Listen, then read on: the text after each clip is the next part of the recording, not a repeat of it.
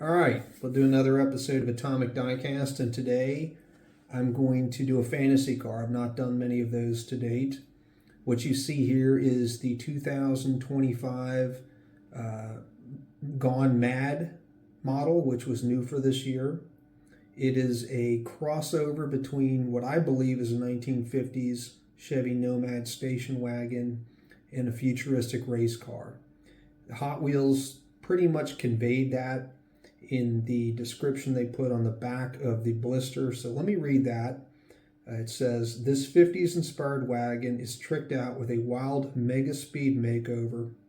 Its vintage tail fins scream style, while the low stance, aero wings, and fuel injected turbo V8 fuel this dynamo through breakneck racing action."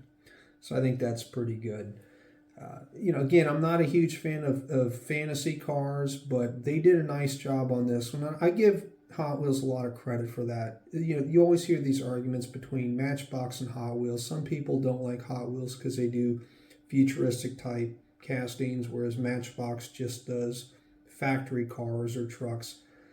I like the futuristic stuff. I like the fantasy castings that Hot Wheels does. I don't buy them all.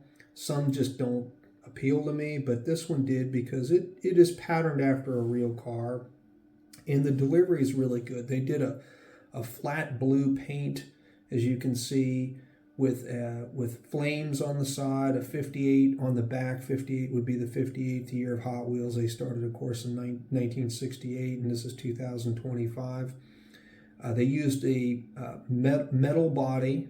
It has a black plastic base, and the entire interior and motor section is chrome. So there's nice contrast. You've got this good flow from flat blue to shiny chrome, and then back to a black base. They did aero disc wheels that are painted gray, and I think those match this type of car well. Every time I see the aero disc wheels by Hot Wheels, I think of something futuristic, and this car certainly is. Now, there's some unique features on this that I really like. One, they have injection stacks sticking up through the hood, so there's 8 of those, so this is clearly a V8. They put Zoomy pipes right under the flame job on the side, which I don't know if that was intentional, but Zoomy pipes are known for throwing flame, and on this casting, they're right next to the flame decals. There is an open roof, and it took me a while to figure out what is inside the open roof, but that slanted silver piece, and I've not been able to confirm this on any Hot Wheels Facebook pages or Reddit forums, but I believe it's a radiator. So the air would flow through the open roof and then come through the radiator and cool the engine. There would obviously have to be return hoses to the front of the car. The beautiful thing about a fantasy casting is you can do whatever you want. Whether it would work in real life or not doesn't matter. You can get away with it in a fantasy casting. The black base is, I think, well done. They have a bumper on the front and a bumper on the back. I really wish they had done some headlight or taillight detail on this car. As I've said before, main lines normally get 3 side decaling. This only got 2. So if there's any knock that I have on this casting, it's I wish they had just done the front headlights and made the third edge of the tampoing, but they didn't, and it's okay. I still like it.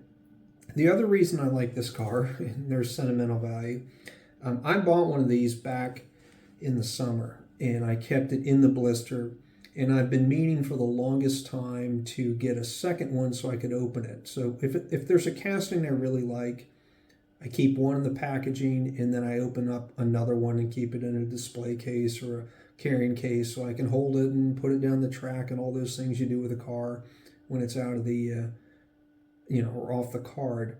And I kept forgetting to get this one. I either didn't see it or I just didn't look for it or I didn't remind myself I need to buy a second. So I recently had a birthday, and my girlfriend got me a couple of Hot Wheels cars to go along with other gifts she had purchased, and she got me this, and she got me the Ravager ST, which I didn't have, so that was really neat. But by her getting me this Gone Mad, I was able to have one that I could open, and decided why not go ahead and do a video on it. So that's about it. I did weigh the car. It came in at 35 grams.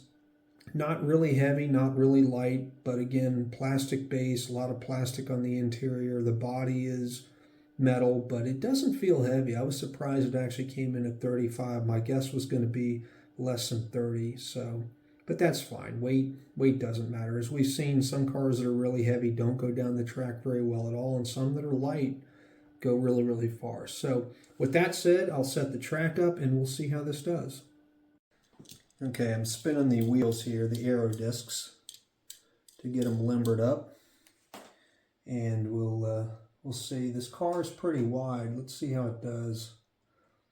All right, it just fits the track. If this car has any pull, it's probably going to rub, but we'll try it.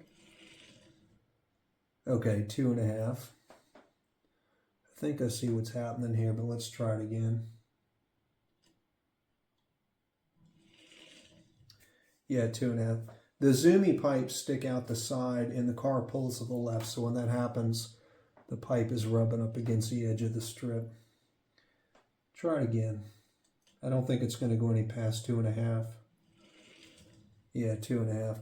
The other thing I think is happening is it's very low to the ground. The front bumper has minimal clearance, and I believe when it gets to the transition point, the combination of that possibly rubbing and then the Zumi pipe touching the edge of the track is stopping it from going any further. But overall, a great casting, one of the better futuristic cars I think they've done. So thanks for watching. Be sure to like, share, and subscribe, and we'll do this again soon. Thank you.